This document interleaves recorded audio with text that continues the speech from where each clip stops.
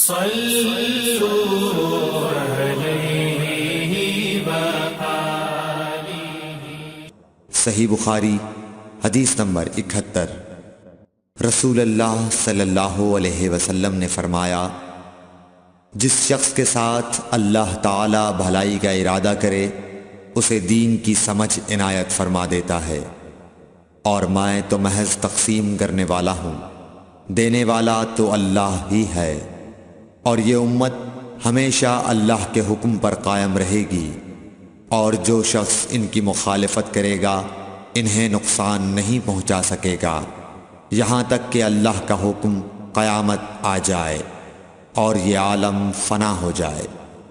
صحیح بخاری حدیث نمبر 72۔ عبداللہ بن عمر رضی اللہ تعالی عنہ کہتے تھے کہ ہم رسول اللہ صلی اللہ علیہ وسلم کی خدمت میں حاضر تھے کہ آپ صلی اللہ علیہ وسلم کے پاس کھجور کا ایک گابھا لایا گیا۔ اسے دیکھ کر آپ نے فرمایا کہ درختوں میں ایک درخت ایسا ہے اس کی مثال مسلمان کی طرح ہے۔ ابن عمر کہتے ہیں کہ یہ سن کر میں نے ارادہ کیا کہ عرض کروں کہ وہ درخت کھجور کا ہے، مگر چونکہ میں سب میں چھوٹا تھا اس لیے خاموش رہا۔ پھر رسول اللہ صلی اللہ علیہ وسلم نے خود ہی فرمایا کہ وہ کھجور ہے۔ صحیح بخاری حدیث نمبر 73۔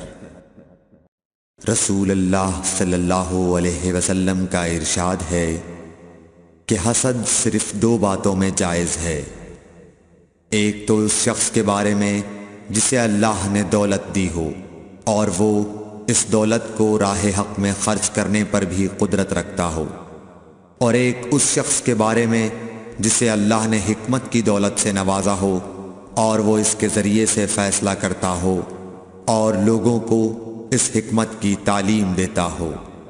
صحیح بخاری حدیث نمبر 74۔ رسول اللہ صلی اللہ علیہ وآلہ وسلم نے فرمایا، ایک دن حضرت موسیٰ علیہ السلام بنی اسرائیل کی ایک جماعت میں بیٹھے ہوئے تھے کہ اتنے میں ایک شخص آیا اور اس نے آپ سے پوچھا، کیا آپ جانتے ہیں کہ دنیا میں کوئی آپ سے بڑھ کر عالم موجود ہے؟ حضرت موسیٰ علیہ السلام نے فرمایا، نہیں۔ اس پر اللہ تعالیٰ نے حضرت موسیٰ علیہ السلام کے پاس وحی بھیجی کہ ہاں، ہمارا بندہ خضر ہے جس کا علم تم سے زیادہ ہے۔ حضرت موسیٰ علیہ السلام نے اللہ سے دریافت کیا کہ خضر علیہ السلام سے ملنے کی کیا صورت ہے؟ اللہ تعالیٰ نے ایک مچھلی کو ان سے ملاقات کی علامت قرار دیا اور ان سے کہہ دیا کہ جب تم اس مچھلی کو گم کر دو تو واپس لوٹ جاؤ، تب خضر سے تمہاری ملاقات ہوگی۔ تب موسیٰ علیہ السلام چلے اور دریا میں مچھلی کی علامت تلاش کرتے رہے۔ اس وقت ان کے ساتھی نے کہا، جب ہم پتھر کے پاس تھے کیا آپ نے دیکھا تھا؟ میں اس وقت مچھلی کا کہنا بھول گیا اور شیطان ہی نے مجھے اس کا ذکر بھلا دیا۔ موسیٰ علیہ السلام نے کہا، اسی مقام کی ہمیں تلاش تھی۔ تب وہ اپنے نشانات قدم پر پچھلے پاؤں باتیں کرتے ہوئے لوٹے، وہاں انہوں نے خضر علیہ السلام کو پایا۔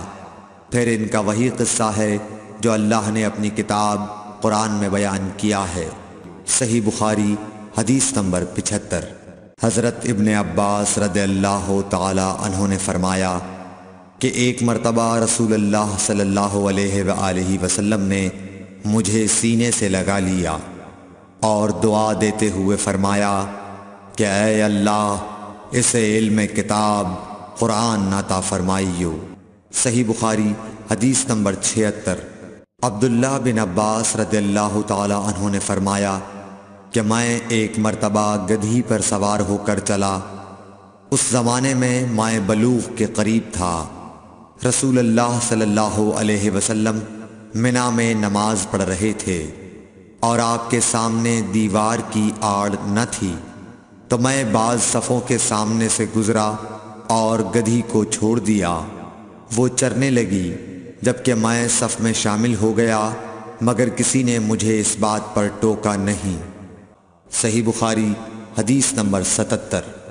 محمود بن ربی فرماتے ہیں کہ کہ مجھے یاد ہے کہ ایک مرتبہ رسول اللہ صلی اللہ علیہ وسلم نے ایک ڈول سے منہ میں پانی لے کر میرے چہرے پر کلی فرمائی اور میں اس وقت 5 سال کا تھا۔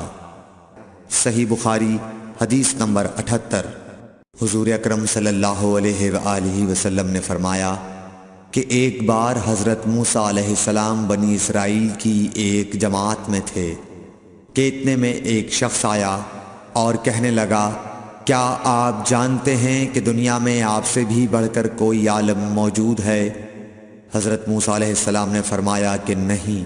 تب اللہ تعالیٰ نے حضرت موسیٰ علیہ السلام پر وحی نازل کی کہ ہاں، ہمارا بندہ خضر علم میں تم سے بڑھ کر ہے۔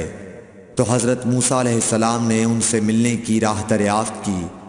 اس وقت اللہ تعالیٰ نے ان سے ملاقات کے لیے مچھلی کو نشانی قرار دیا اور ان سے کہہ دیا کہ جب تم مچھلی کو نہ پاؤ تو لوٹ جانا، تم خضر سے ملاقات کر لوگے۔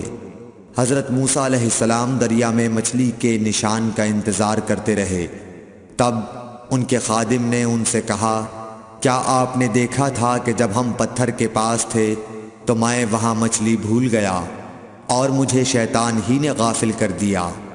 حضرت موسیٰ علیہ السلام نے کہا کہ ہم اسی مقام کے تو متلاشی تھے۔ تب وہ اپنے قدموں کے نشانوں پر باتیں کرتے ہوئے واپس لوٹے۔ وہاں خضر علیہ السلام کو انہوں نے پایا۔ پھر ان کا قصہ وہی ہے جو اللہ تعالیٰ نے اپنی کتاب میں بیان فرمایا ہے۔ صحیح بخاری حدیث نمبر 79۔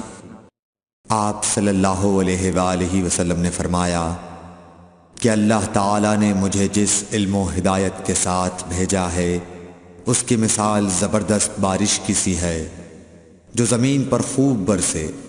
بعض زمین جو صاف ہوتی ہے وہ پانی کو پی لیتی ہے اور بہت سبزہ اور گھاس اگاتی ہے، اور بعض زمین جو سخت ہوتی ہے وہ پانی کو روک لیتی ہے۔ اس سے اللہ تعالیٰ لوگوں کو فائدہ پہنچاتا ہے، وہ اس سے سیراب ہوتے ہیں اور سیراب کرتے ہیں۔ اور کچھ اور زمین کے بعض خطوں پر پانی پڑتا ہے جو بالکل چٹیل میدان ہوتے ہیں، نہ پانی روکتے ہیں اور نہ ہی سبزہ اگاتے ہیں۔ تو یہ اس شخص کی مثال ہے جو دین میں سمجھ پیدا کرے اور نفع دے۔ اس کو وہ چیز جس کے ساتھ میں مبعوث کیا گیا ہوں اس نے علم دین سیکھا اور سکھایا۔ اور اس شخص کی مثال جس نے سر نہیں اٹھایا یعنی توجہ نہیں کی اور جو ہدایت دے کر میں بھیجا گیا ہوں اسے قبول نہیں کیا۔ صحیح بخاری حدیث نمبر 80۔